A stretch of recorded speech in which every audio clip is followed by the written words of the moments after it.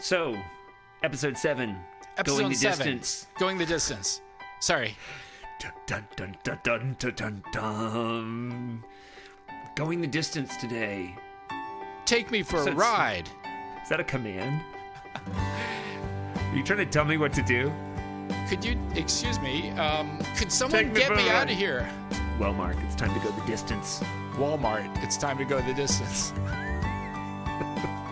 How do I, wait a minute, here we are doing episode number 7. How do I know you're not a droid from another planetary system that is using code words to try to manipulate me? Prove yourself. You caught me. All right, then we can continue. At least you've been outed as such. Okay, off we go. As such. Oh my God, it's almost frightening.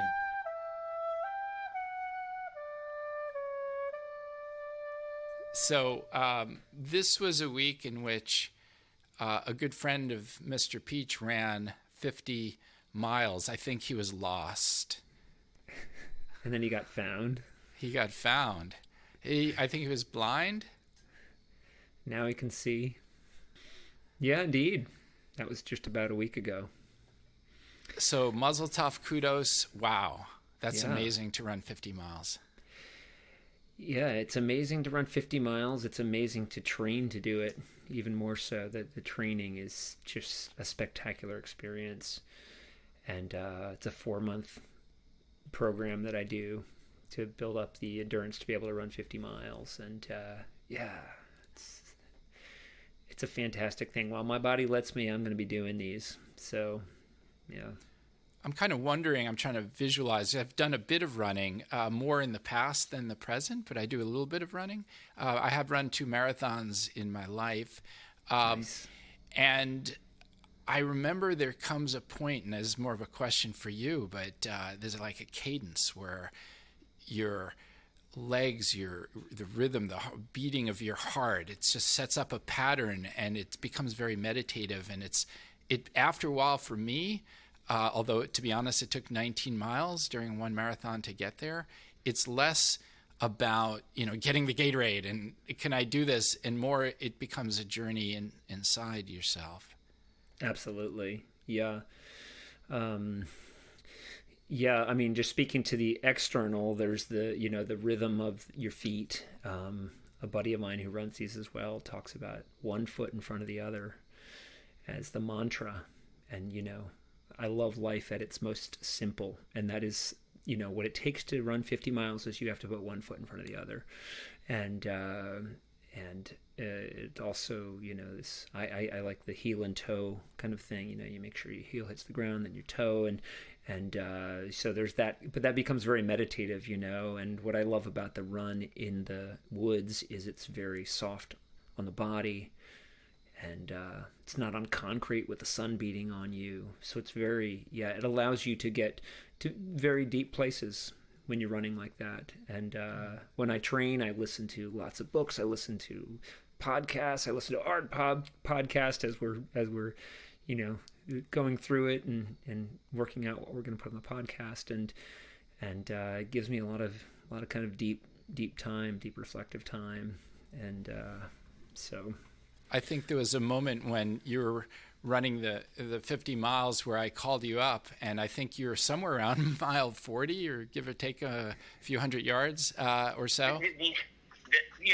Humans have gone through in life, this ain't nothing. And I think about like soldiers and people that, have struggled and had to do these long marches and war and stuff and be prisoners and things. And when I run, I keep that stuff in mind. It's like, and that helps me kind of like, all right, keep moving, shut up. Don't let your body like start complaining. So kind of a lot of life lessons in running. Wow, that's a trip to listen to. So what I also love about the 50 miler, I just want to say, is it caters to a middle-aged person more. You see a lot of people running. The guy that won it, I think, was 46 years old. It also kind of levels the playing field between men and women. Like plenty of women are way out in front, and so it's just it's a very supportive community.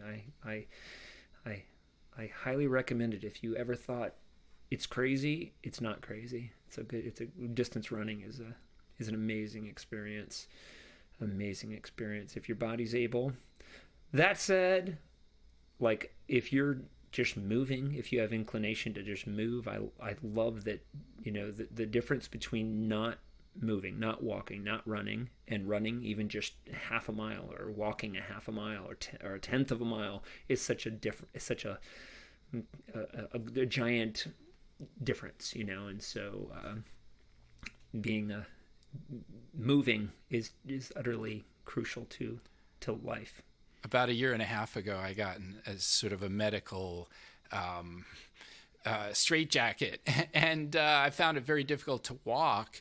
And I've been having nerve issues ever since with my back and so forth. This is not a chance to whine here, but just to say that nonetheless, I am now running 1.6 miles every day. It doesn't matter. I love it. About as we were discussing while you were doing the run, there's a certain discipline to it, a certain toughness.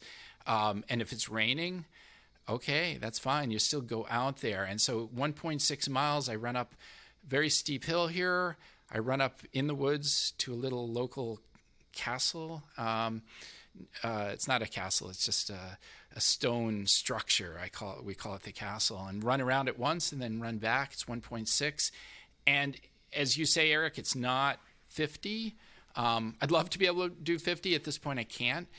But it changes everything about my day, about my consciousness, about my health. It just it's everything to me. It is, absolutely. Your body there's something different, that you feel in your body after you do it. And when your body starts begging you to do it, and, this COVID era, I think there's people battling that, like where some people have gotten sedentary or like don't want to go outside, and all it takes is just getting up, just get out and move, even just for 10 minutes, 15. It's a great joy to be a runner. One of the nice things for me when I'm running or doing some other, long distance bicycling or something like that, is it gives me a chance, as we were discussing earlier about internal processes, to really focus. I find when I'm at my desk and there's the cell phone going off and there's all these interruptions, probably about every 25 seconds, I'm trying to be attentive to everything. But when I'm running, I can sort of pull back from all that, and I can really focus deeply on something, on an idea, on a philosophy. And I think maybe later on this podcast, you and I will be discussing a short story about somebody who's running and he's able to focus and really helps him clarify his views about something that's actually very emotional. And what a great way, for instance, if you're running 50 miles or 26 miles or 1.6 miles or around the block, for you to sort of, for one, to step back and get a different perspective on some kind of intellectual or philosophical issue. That's right. I couldn't agree more. I run often at the Gettysburg battlefield, and I was running there this morning, and I'm listening to a book maybe we'll discuss on this podcast soon called These Truths by Jill Lepore, and as she's reading the book, I'm listening to the audio book, and she's talking about the Battle of Gettysburg and the Civil War as I'm running this morning on the battlefield, and so there's just this, I can't even describe the feeling that is inside of me. It's a very focused feeling. It's a very reflective feeling, and very freeing feeling. The loneliness of the long-distance runner. Now, interestingly, I studied English and American literature in college. That's what I studied. And this was one of the pieces that we read and discussed in a class called Working Class Fiction. Wow. I'm really glad you told me about it, because I must have heard of this. It's definitely in the creative zone. I mean, there's bands that have Iron Maiden wrote a song with this title, and other people have done kind of songs, and a movie was made about it, and I enjoyed reading it. In fact, I read it twice. And I actually, just a shout out to readers like me, that I was like this in high school, and not until I became an adult did I kind of understand my reading, the way I read something like this. The first time I read it, I wasn't totally following what was going on. So I got through, and then I read a synopsis, of the book, of the short story, and then that helped me a lot. And then I went back and read it again, and so I read it twice. And anyway, that's the way I often take in literature. I appreciate the way you're describing how you are able to absorb literature, because it's not like there's one size that fits all. Like we sit down, read a Shakespeare play, and everyone does it the same way. Not so. Right. Sometimes I thought something was not. When I was younger, I didn't, in high school, I just wouldn't be able to grasp stuff. And it's taken me a while to figure out how I learn and read, and how like when I read Moby Dick, which was just a few years ago, I would do a chapter, and then I'd read the cliff notes to understand what I'd read, and even go back. And then I did that all the way through the book. And I did that for War and Peace, and that kind of partnering with yourself to read something to make sure you really grasp it. I think that's really beautiful, because if you think about it, at least in some of my experiences, sometimes, of course, it depends on the teacher and the academic environment, but sometimes literature is associated with a kind of punitive, you better do this, you better get an A, you better get it on the first try kind of feel, as opposed to, wow, this is the marrow of existence and philosophy, and why are we here? And that's all in these beautiful stories. And if we can go back and teach ourselves and support ourselves in soaking that stuff up, however, stand on your head while you're reading, or everyone reads in the bathtub, or everyone's going to have their own way, as opposed to some cookie cutter method. I love what you just said. It really rang true to me. I mean, I've done a lot of reading out in nature, and somehow that opens the door.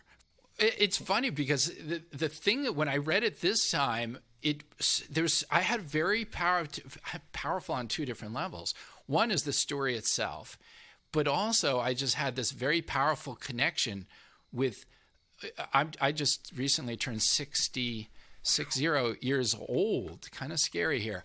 And I connected with the 19-year-old who is studying at University of California, San Diego, in a working class fiction class with Dr. Donald Wessling, this amazing professor. And he was turning us on to D.H. Lawrence and all these working class fiction writers. And this book really struck a chord in me back then. So it's very powerful for me to remember the Mark that was 19 years old and how that affected me then and why. And one of the things that resonates with me then and now is that it's about a rebel, and it's about somebody who sees the system. He's young. He's a young guy. The protagonist is a really young guy. And just like we were saying about in the earlier segment of this podcast, when you're doing long distance running, you can really focus on things deeply. And that's what this young runner is doing. And he's thinking about his life. He's thinking about society in ways that a lot of 17-year-olds don't. And he's got it all kind of planned out. And he's thinking about, it's basically a story about class war. It's about different classes, and he's from this sort of class where he is so sickened by the governor and the power class, the people who run the society, that even though doors are actually opening to him to come join, they're very seductive, kind of come to us, be like us. And so while he's running, he's pondering he's sort of envisioning, abstracting, he's thinking, I could be like them. I could win this race. I could do this. I could get ahead, and I could get a cute little cottage and a cute little wife and a cute little this and 2 cute little kids. And I don't want to give the ending or anything, but he steps back from that and holds true to his class. And the reason why I think this resonates with me now is because we just went through this very powerful election in the United States. The year is now 2020, and it's now mid-November. And so we just had this election. And it's all about class warfare within the United States. I definitely thought of that when I was reading this. He definitely has some grievances and that he expresses, which, there's a lot of grievance going on right now. And I wondered if, with the author, if his intent was to make us identify with this character, or to just hear what he's saying. He does some things that are not likable in the book, in the story, in terms of stealing. And that's not, you can say, you can understand his circumstances, but also if I was the guy he was stealing from, I would be like, who's this jerk breaking into my bakery? And but I guess we're being asked, I don't know if asked, but this type of literature is to try to understand where this guy's coming from, is my guess. But that said, I totally identified with him. And in fact, I just wanted to say, I marked some points in it where it says, he says, I feel like the first and last man on the world, which when he's running, he talked about when his running and his feelings. And he says, it's a treat being a long distance runner out in the world by yourself with not a soul to make you bad-tempered or tell you what to do. And that there's a shop to break like that and enter a bit back from the next street. Like you were just saying, it's like his focus turns to something else. Sometimes I think that I've never been so free as during that couple of hours when I'm trotting up the path out of the gates and turning by that bare-faced, big-bellied oak tree at the lane end.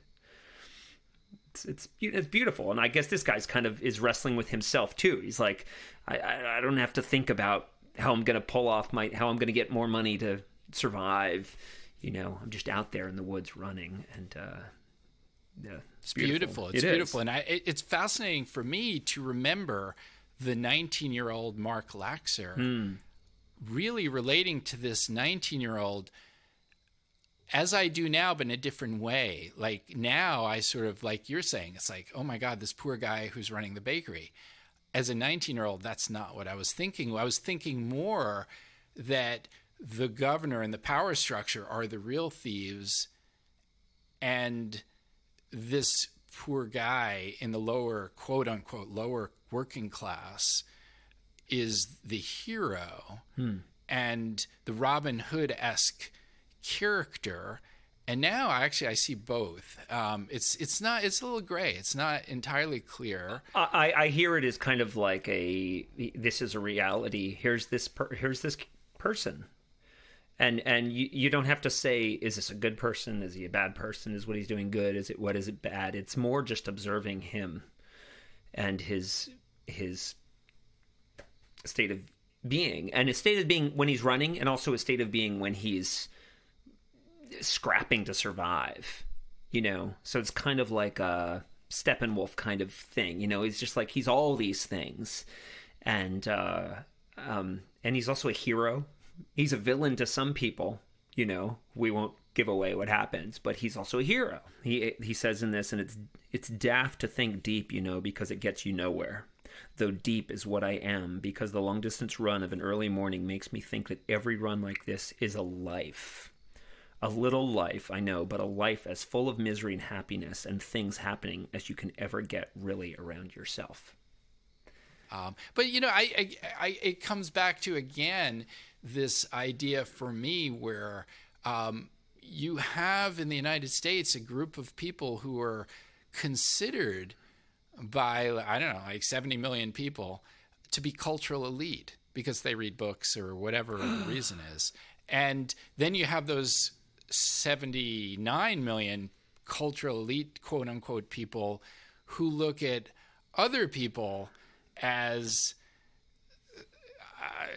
all sorts of things. And so you have this divide, they're not going to work together. And I think in this story, this short story, the young man is sort of professing, he's very honest, it seems, when he's sharing his ideas. He's basically saying that we hate each other, and that's okay. We're in a battle here.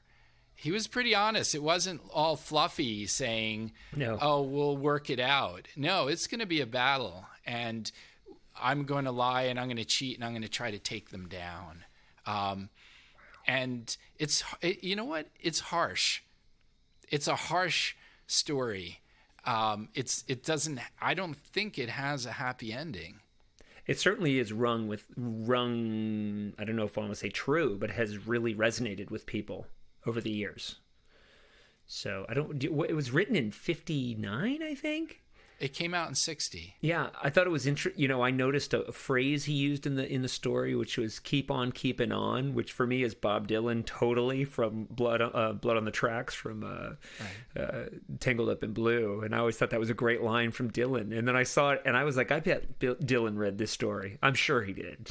I mean, sure. that guy read a ton when he was first doing his thing. He soaked up the zeitgeist of the era, and he spewed it out in keep on keeping on prose and poetry. Yeah. So but this story lives on.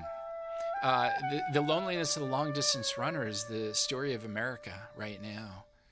So Mark, last episode we talked about MAGA Seduction, and I'm so glad to say that Pat Kahnke is going to talk with us today on the podcast about the book. I'm so looking forward to that. What a brilliant book, and I can't wait to ask him a zillion questions.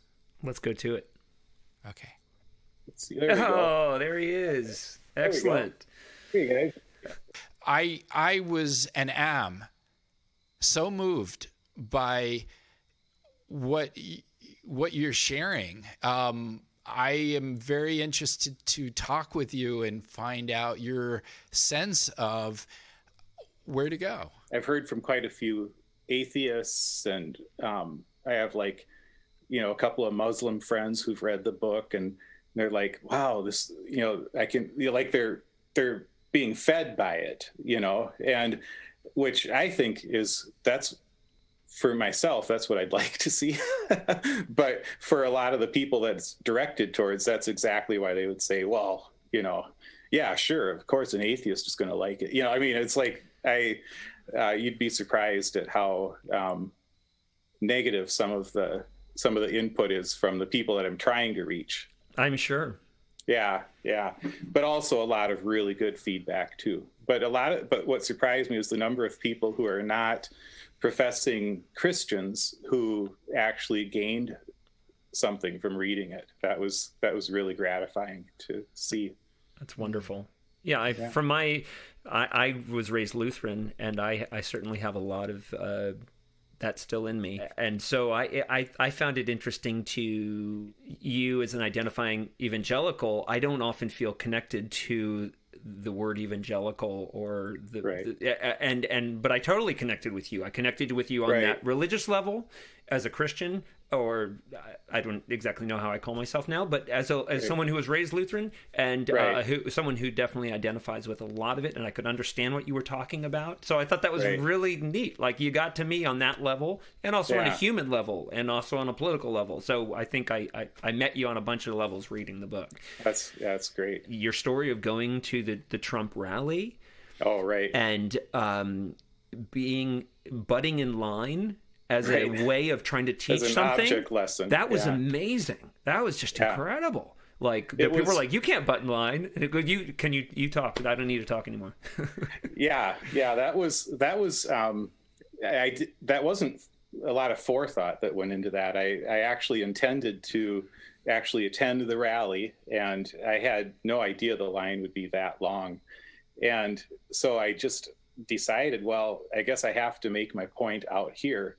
And that was the best way I could think of to make the point, was that there was this sort of line that the way that Trump does his rallies is he tries to build a sense of urgency about getting in, and he loves having the crowds wait. So like, just one of many ways that he abuses his people. I mean, the Target Center in Minneapolis, they've been getting people in and out of the Target Center for decades. They know how to do it. It doesn't take insecure situations too. It's not just the security, but they basically wait much longer than they should to start letting people in. And then they have this sort of intestinal sort of line that wraps back and forth behind the Target Center and then down the block.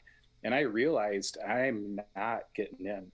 And I should have showed up a couple hours earlier. And so I just decided, well, I'm going to make my point here and to just a few people who will listen. And so I just cut across one of those intestinal things where two of them came together, and so it cut thousands of people out of the line. Wow. And I just stepped across into this other group, and they sort of murmured among themselves. They were, like I could hear them behind me, just kind of irate. And but again, these are people that I would just be friends with normally. They were the kind of people I grew up with, kind of people that attend my church, so I wasn't uncomfortable with them, but they're murmuring and everything. And then finally they elected a guy who's like a firefighter.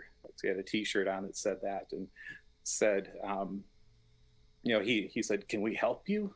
And I was like, "What?" He's like, "You just cut in line in front of thousands of people." And I said, "Oh, well, my president taught me that the rules don't apply. I'm not breaking a law. There's no law against cutting in line. It's just a norm."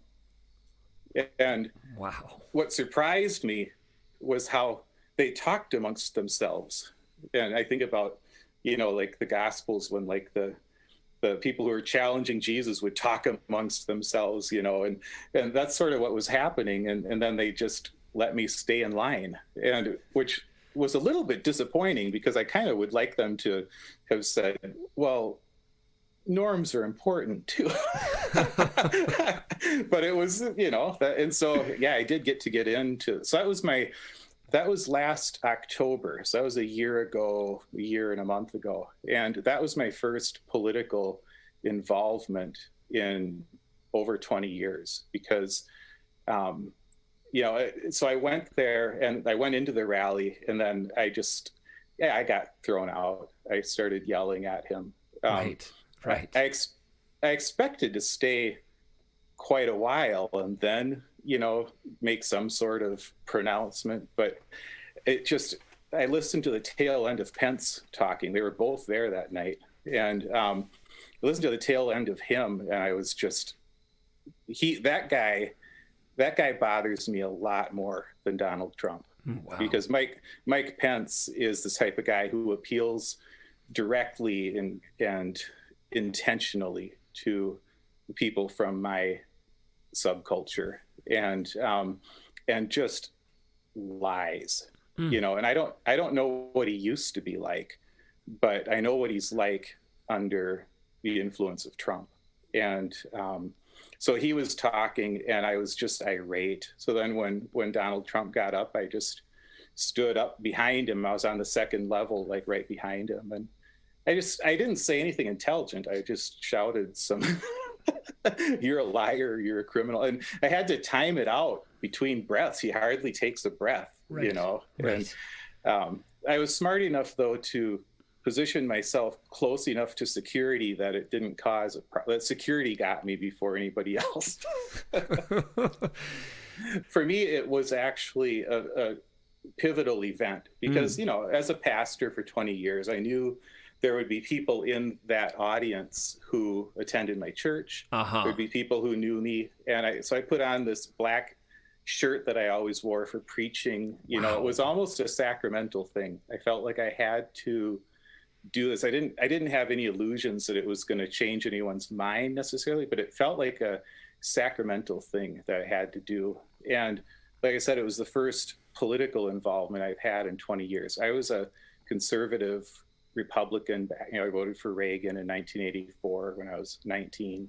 And but I got out of politics. I'd been involved in the pro-life movement, stuff like that. But I got out when I went into ministry because I really don't believe in mixing the two. I've never liked that. Even though I was, a conservative Republican, I didn't like the mixing of the two. And so I was completely apolitical. I quit following it right after the Clinton impeachment. So I didn't dip my toes back in until 2016 when I retired. Went into software engineering. So, Wow. Yeah. Wow. So, and things changed a lot in that 20 years. I mean, I think I did too. Pastoring my wife and I started a church in the inner city. So pastoring a church, with people who were very different from me, very different backgrounds. St. Paul, the Frogtown neighborhood in St. Paul, where we started it, is a refugee community. Huge, thousands of Hmong refugees and thousands of Somali refugees. And it changes you. So then when Trump came to Minnesota, he came several times in the last couple months of the election. And every time he hit on that refugee theme. And as a guy who's been pastoring in a neighborhood where refugees are like a huge part, our neighborhood is 40% Hmong, and just thousands of Somalis. And to hear him try to divide our state, where this is something that we love about our state. I mean, I know you get out into the sticks and people have more issues with combining the cultures. It's a little bit harder. I understand that. And he plays on those resentments. And anyway, so it changed me, being a pastor in that kind of environment. Wow. I've got so many questions, Pat, and a lot of admiration. I guess maybe one place for me to start is, are there a lot of folks like you? Or are you the only Jedi standing? I would say that's a yes and no. It depends what you mean by a lot. Because, I mean, in 2016, 20% of white evangelicals didn't vote for Trump. Now, to me, that's horrifying that 80% did. I'm still not sure about the exit polls. I think we'll get a better idea this time. But still, it's got to be at least 70% that voted for Trump. But that means there is, 20 to 30% of just white evangelicals who didn't. Twitter can be weird because on Twitter, the algorithm works in such a way that you think everybody agrees with you, and somebody came on there once who followed me and said, wow, I forget how he said this. He said, I finally found conservative, ex-GOP, evangelical, pro-life, anti-Trump Twitter or something like that, And it's like, yeah, there's a subgroup of everybody, I guess. But I would say just a short answer to that is there aren't enough people are rejecting Trump. It's very disillusioning for me. Yeah. I'm curious if you have you had anyone that's read the book that you felt like you've swayed? Not that that's the reason that you should have written the book. I'm just curious. Have you gotten any reaction where someone like, wow? Was there a wow moment? So not so much from the people that I know personally who I've given the book to. None of the people that I would like to have read it in my personal life read it. I think it was easier for them to just not read it. Or if they read it, they haven't told me that they did. Wow. Which is hard.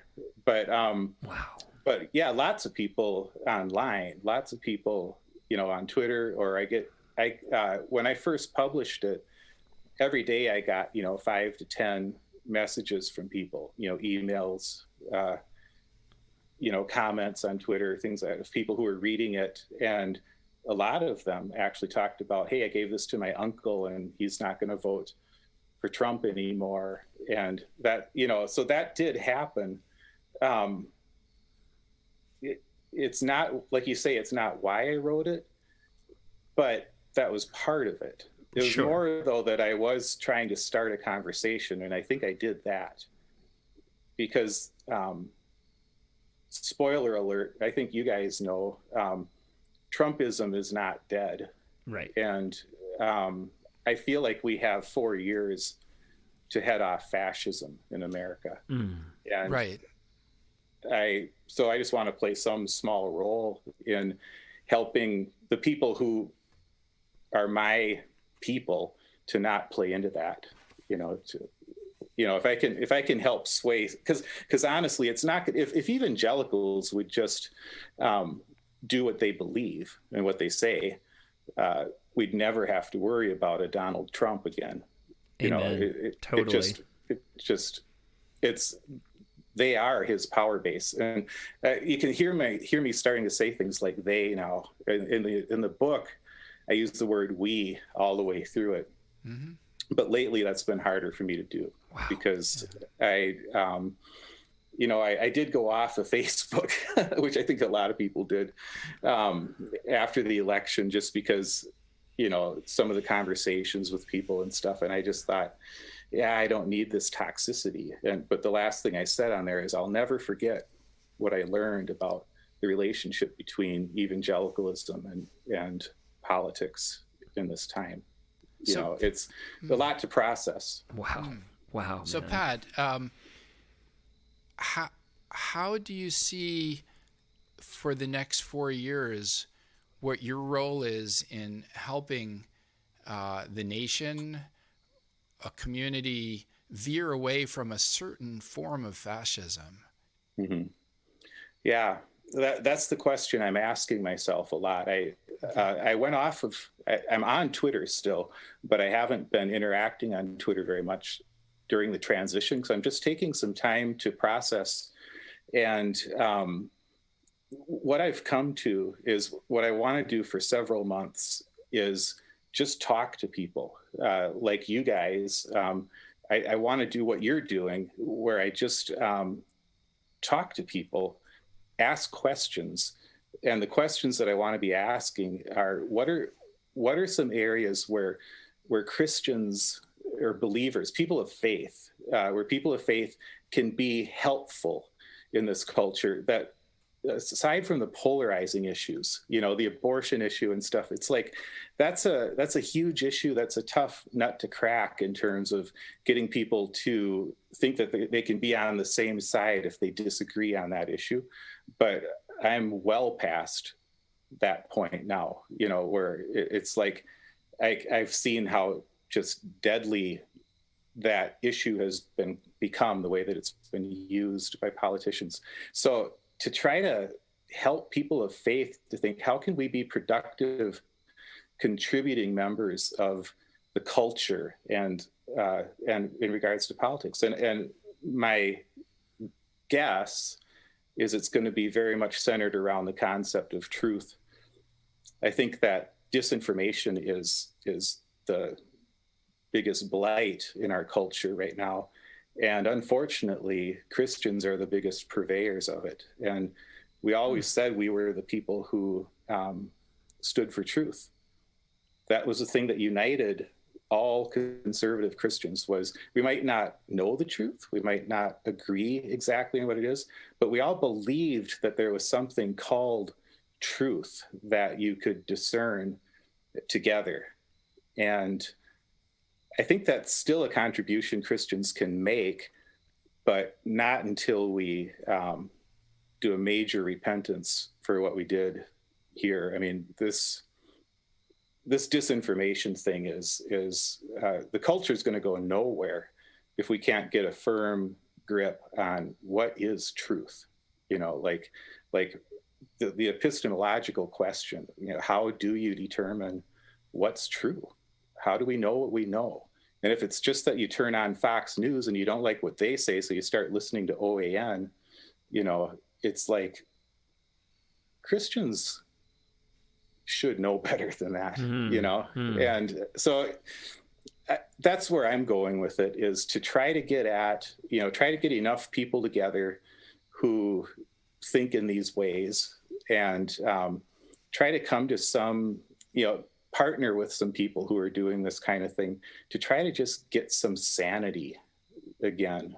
But I'll never identify as an evangelical again after this, unfortunately. My beliefs haven't changed, but I mean, that term has become bastardized. I mean, it should be a beautiful term. I agree. I mean, I said this in the last podcast that I wish I could identify.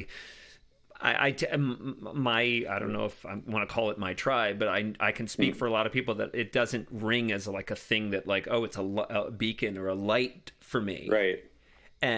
But you know, blessings to you, Pat, because your book and who you are definitely did. And so that's, you know, you got to be the change you want to, you know, in the world. It was that Gandhi who said that.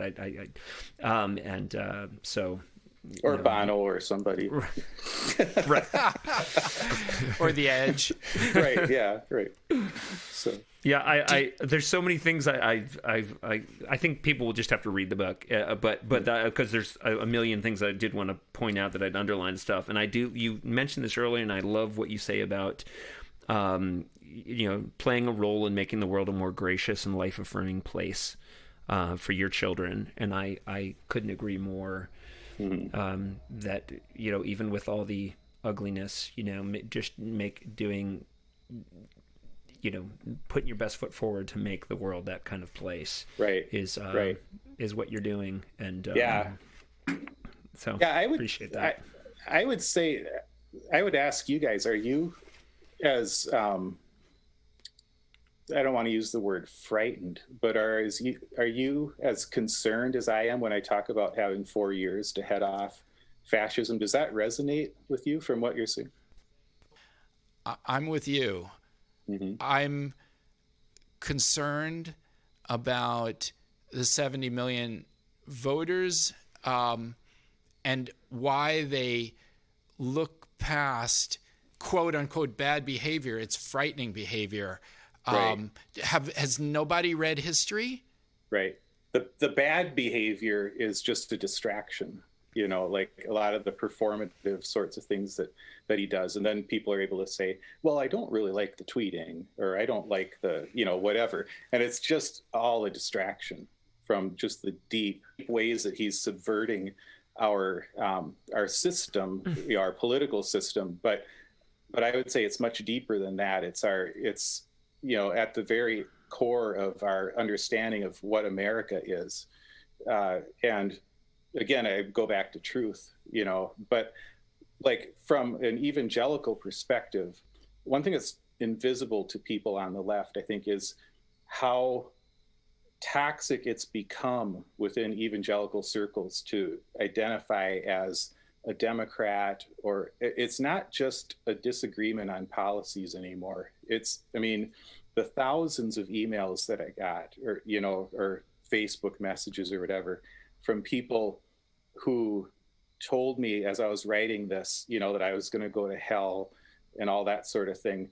That was disconcerting. But what's much worse than that are the really intelligent, smart people that I looked up to, who seemed like mature Christians, who are making the same arguments with just a little bit more intellectual, you know, veneer. There's a guy, a friend of mine who's in his 70s. I'll call him Paul because that's his name. And he's out at Berkeley, doing ministry at Berkeley, with students, doing really good work out there, he and his wife. But I think he's become so enmeshed in this like war against the left because he's out at Berkeley. And I think in his imaginings, and I bring him up because I think he's typical of a lot of the thought leaders in evangelical circles, because he's a brilliant guy. In his imaginings, he's seeing the left as take Berkeley, take the most extreme people at Berkeley, and then extrapolate that out 20 or 30 years with zero opposition. And what would happen to America then? And it's like, oh, wow. That's, you know, that, and he writes these sorts of things on Facebook. And then all of these just kind of nice people who are friends of mine who went to my church and stuff say, "Oh, well said, Paul." And so I've had to write on there, "No, this is not well said." And so he and I would get into it, like in public, and I wouldn't normally do that, but it's like there are so many people like this. That thinking from a Christian perspective leads to fascism. That's what I said in the book and in an earlier video that I made, is that when Trump held up that Bible at the point when he had cleared that square, and he held up the Bible, that showed that his organizing principle is going to be to protect America from the godless left, to protect white Christianity in America. And that was the one piece that was missing in calling him a fascist for me, because I'm really careful, obviously, about calling people that. I mean, especially as a conservative, you hear that thrown around a lot. But that was the piece that was missing. The authoritarianism was always there, but sort of this organizing cultural principle. Christians, white evangelical Christians, are the ones that are giving him that. And all it'll take is a smarter version of him to come along and to see how we just will flock to the person who offers us that. And that's just, to answer your question, over the next 4 years, just any way that I can stand against that, that's what I'll be doing. Wow, that's so deep. That is so deep. Yeah, it's like intelligence and learning doesn't necessarily protect you. Right. You know, it's like it's helpful. Right. But Paul's an example of, if you have these presuppositions about the other, that can get twisted and turned into almost a hatred of the other, that trumps any sort of intellectual reasoning. And I think Trump is good at appealing to that just base nature inside of us that's just like, I don't like people who are different, or I don't like that, you know, I'm afraid of things that we don't even articulate to ourselves. He's good at just like surfacing those, and it's been a learning experience to see how powerful all of those things are. I've learned this. At first with Donald Trump, what I thought was that he appealed to the worst of us, the worst people in our culture. And I've seen over the last few years it's not true. He appeals to the worst in each of us. Oh. And that's the thing. That's like, I think chapter 2 of my book is what I was talking about with that it's not that you can say, oh, look at all those Trump supporters, they're the worst people. It's no, those are the people in whom some of their worst aspects have been activated. But I've got all those same things inside of me on some level, you know, right, like every human being does on some level. And so a lot of the, you know, like getting off of Twitter for a little bit, getting off of Facebook for a little bit, even some of that is just healthy so that we don't just get so activated even in opposition to him. I think there's a sense that if we're looking at the species, I can't say how a Christian pastor would see what I'm about to say. I will leave that in your worthy hands, Pat.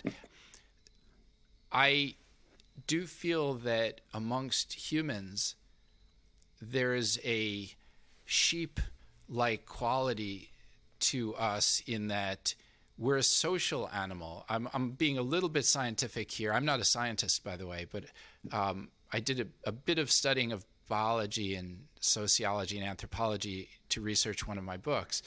And there is a sense that social creatures do have embedded in their social systems a kind of hierarchical, who's going to be the alpha, who's going to, and there's a little tussle, and then once the animals decide or agree upon who the alpha is, then they stop fighting. So it actually becomes an efficient system, and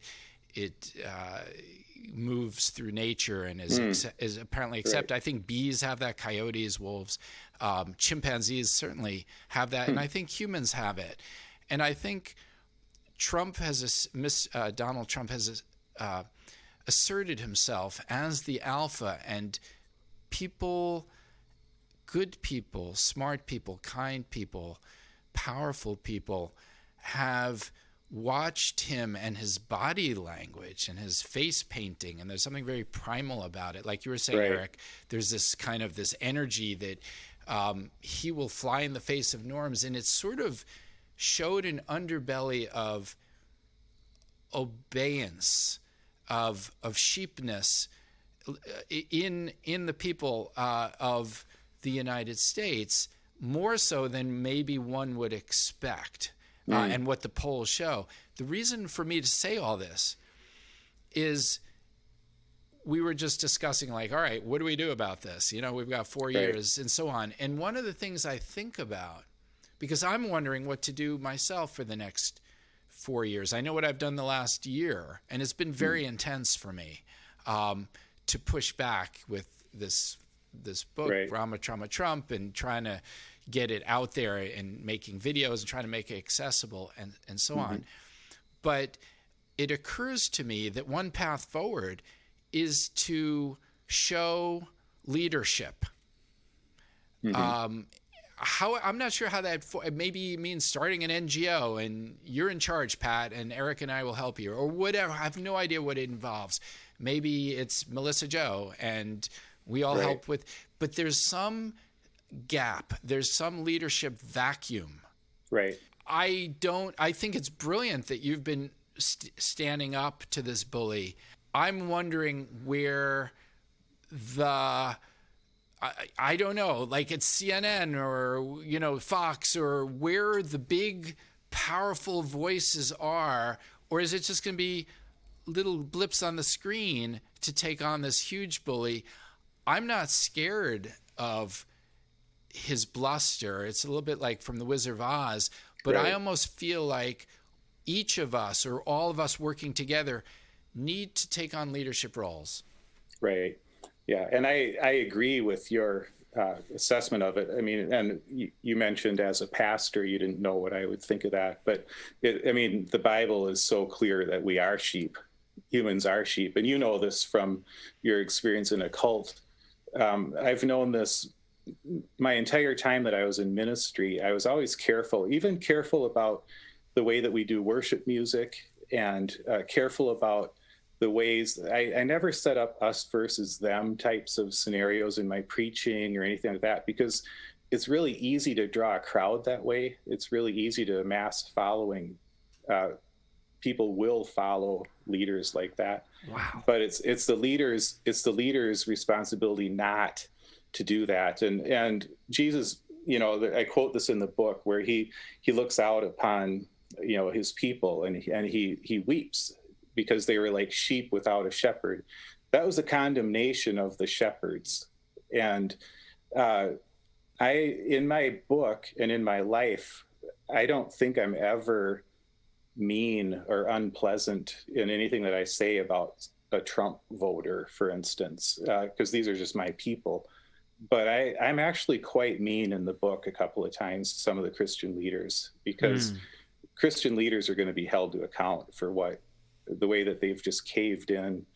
And I don't think it's through fear. I could almost understand if it was through fear, but it's through greed and lust for power. And I think some of them just a deep hatred of the other. And that's not a good look. It's not just not a good look. It's not a good reality. But I have no other way to explain it. Christian leaders have failed us, but not all. I mean, I have lots of friends in ministry who agree believe like I do. It's a lot easier to be no longer pastoring a church and to say these things. I have a lot of them who are like, just honestly, I know that it would destroy their church if they spoke against Trump. And that's a hard decision to make. Oh my gosh. Where I'm just asking questions to try to get at where can we find sanity in this mess?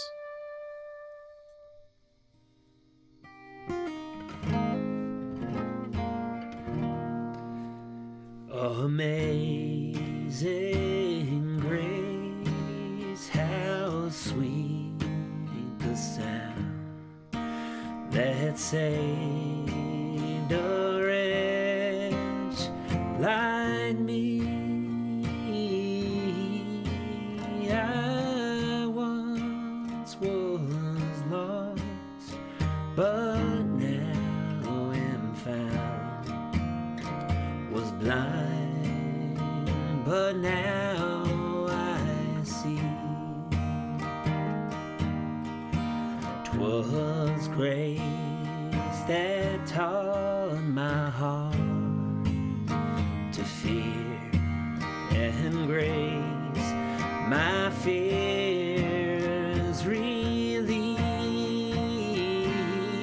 How precious did that grace appear the hour I first believed.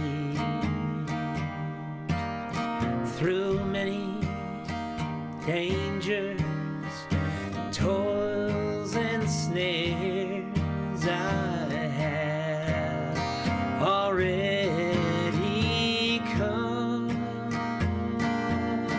'Twas grace that brought me safe thus far, and grace will lead me home. When we've been there 10,000 years, bright shining as the sun, we've no less days to sing God's praise than when we first begun. Now, I actually want to pass this off to someone else to sing this right now, and I'm gonna. So many things I had wanted to mention in your book, but you wrote about George Floyd. I thought was really incredible. Yeah, my hometown. Yeah, I know. And you said, "Where was Jesus in George Floyd's final seconds of consciousness, as he observed himself stretched out, struggling to breathe, fading, aware he had been reduced to a helpless public spectacle, knowing he was dying alone? Where was Jesus under Officer Chauvin's knee?" One of the most important things that you said in the book, so many important things, and I just wanted, if I can, just as I continue, I wanted to share something here. Amazing grace. oh yeah. Amazing grace.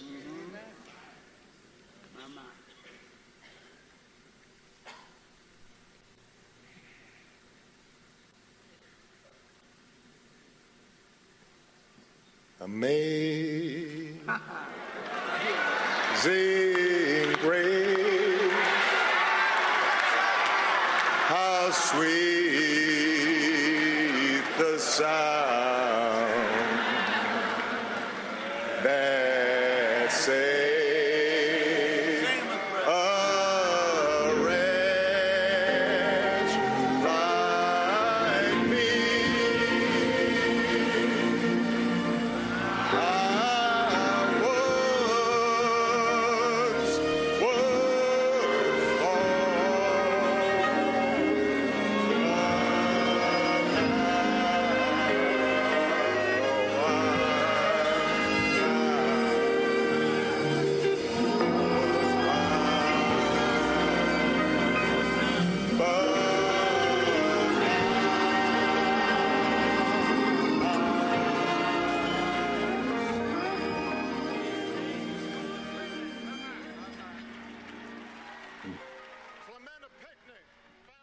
Amen.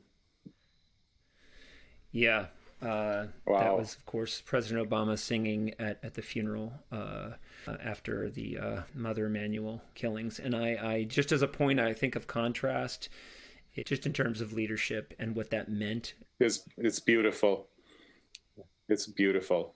And I'm so glad that there's only about 58 days left of this current administration, and none of these politicians are saints, but there are a lot of really good people who have been in leadership roles like that, and I think we're going to get another one here. Pat Kahnke, a total treat to have you with us. MAGA Seduction, resisting the debasement of the Christian conscience.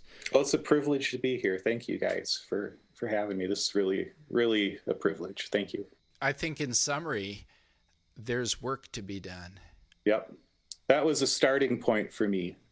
The rally I went to was a starting point. The book was the second thing, but it's not the end. There's a lot of work to be done. I don't know if you noticed that when Giuliani was giving a press conference, Mr. Peach actually got squished on his forehead and was dripping down his side. It was actually, he did that with intent. He did it with intent, and it was part of the impeachment. Yeah, it was grease from that, from the total landscaping lawnmower. Yeah, and it totally was running down his head, and Mr. Peach was trying to take pity on him and trying to, it was a cover story. It's all was peaches. That a pit, or was this just a pittance? Good riddance to the pittance. Mr. Pittance. I think what we're saying could be better. I think maybe we just need to start again. Okay, ready? 1, 2, ready, go. Start again. Start again. If Year you 0. Okay.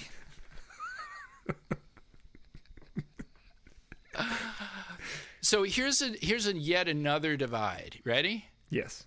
Those who know, yes, and those who don't know, and those who are certain that they know, people who are certain that they don't know, and those who are ascertained that they are justifiably insane. It's year 0. I don't understand language. I'm sorry. It's like this. If consciousness is bubbling up... Do it in like motions, like flags, please. Flags, yeah. So if like consciousness is bubbling up, when's it going to start? Oh, I just saw a bubble of it. There was a little bit right there. There's this little bubble there. Yeah. Just a little bub coming up from... I'm just trying to visualize. If you have somebody who's so out there that Donald Trump says that is too far out there. Right. And he's got to fire his own lawyer.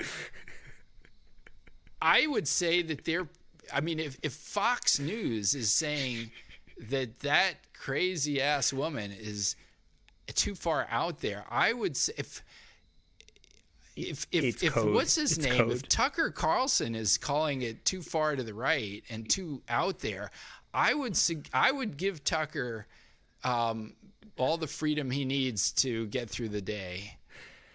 I hate to break it to you, but all of that is code for letting her know that she needs to refill her big gulp cup with I don't know.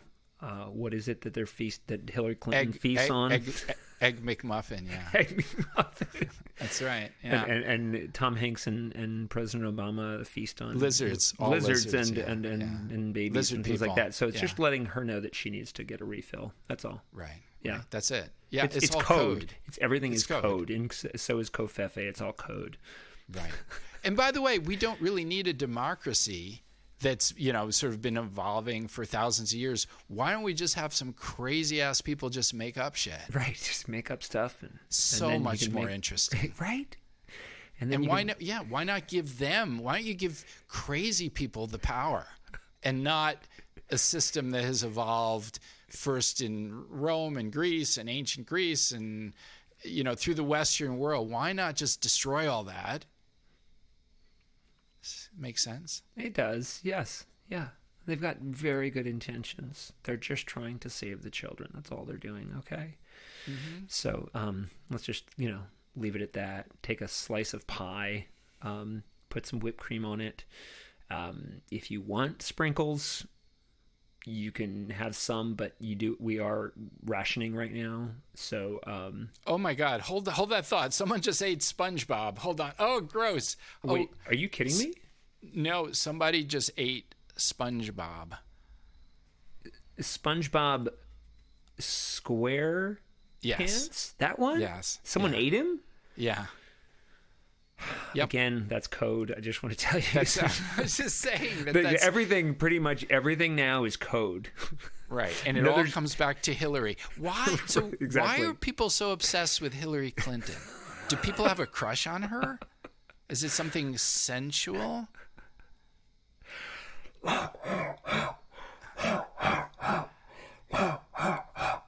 Are That was these just people coughing. I who wasn't saying anything.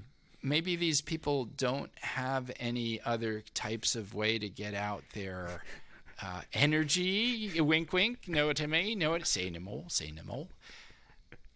You think so? Right, right. Say no more. Wink, wink. Nod, nod. Eh, hoser. It could. I think if you go like tomorrow morning, if everyone Yeah. just goes out and gets that McMuffin you were talking about, Right. and right. and the big gulp, and you just ingest it, Cup it. You cup it. cup it, and take one. Get it? No. Nudge, nudge. Poke, poke. Say no more. Take one in your pocket, one in your belly. Oh, one in your pocket. Get it. Sorry. It Keep was going. code. I'm sorry. Wait, do you have the code? Actually, do you have the sheet I sent you? All of the Sheet. Sheet. Yes, I get it. Nudge, nudge. Poke, poke. Bully, bully, bully. Meow. To decode everything, you have to look at the paper. Do you see? Paper. Oh my God. Big paper. Slushy, slushy, slushy, slushy, slushy. Okay, well, I guess you missed it. Egg McMuffin means Right. just what you see it on there. I can't say that out loud, or else No. Don't say that, man. Don't say it. And when Meow. when I say Hillary, if I say Hillary with the first accent on the first, then you Oh, see that means you know. pilloried. And if I my say God. Hillary, do you see the code? Do you see what that means? Oh. So yeah. Everything now is code, and we're pointing. It's just Rube Goldberg. He had like 10 children, and then the children of Rube Goldberg had strings 10 tied. children. Had 10 more. Oh, that's string theory. Right. Oh, I get it. Oh my God, it all ties together. Get it? Nudge, nudge, poke, poke, say no more. Oh. So, can I ask you a question, Eric? Where does the Only in rubber code. ducky? Yeah, no, this is totally in code. It's in code, impeach.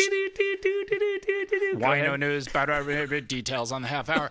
Where does the rubber ducky come in? Well, that is actually, kind of like Scientology. That answer is in like the 6th stage, and you have to, the secrets have been revealed. Thetans are coming. The Thetans are coming. So you have to wait. The Thetans are coming. Tra la la. So if you leave that rubber ducky Uh-huh. for the end, and then that answer comes. So you can't ask that now. I mean, come on. Oh, is that what is that where Sesame Street is one big coded show then? Sort of like rubber ducky, you're my Thetan. You make transporting to other psychotic realms so much fun. Rubber ducky, I'm awfully proud of. You're getting too close to the truth. I just No, want to tell it's you, too close. A, Eric, do you know what I just said? It's a little too close for comfort. I'm just The telling you. lizards in the pizza shop, DuPont. Yeah. Lizard pizza? Yes. Like pepperoni, but Pepperoni and lizard, yeah. Uh-huh. It's good with a little bit of avo. a little bit of avo. Yeah, you need a little bit of green. It's not easy being green. Waka waka. So lizard avocado? Wait, you call it avo? Avo. Lizard avocado. Avocado. But if you Avocado. say avo, okay. Avo, just so we're clear on code. Avo means you know what I'm talking about. And cado Yeah. is the other thing. Right, So- that's the other thing. But it's like the Masada. You see, this comes back to ancient Israel. The Masada, Asakada, Mada, Avocada.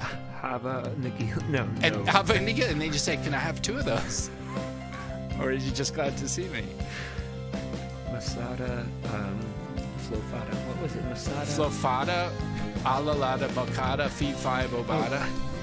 Hakuna What's a Matata. Mada? Have you hiked Masada? Have you done that? Have I gone to Masada? Yeah. You mean carne masala? carne masala? Yeah. You're It's mixing 2 up different your. Mexican food with Indian food. I know what I'm doing. It's all code. You're real. Are you straying because you're afraid of what we're getting close to right now? I feel like you're kind of. This is classic, change the subject kind of behavior where you pretend you're not changing the subject, but you are, and it's all because of the. Oh my fear of God, what Eric, we're is that a flying chicken up there to the left?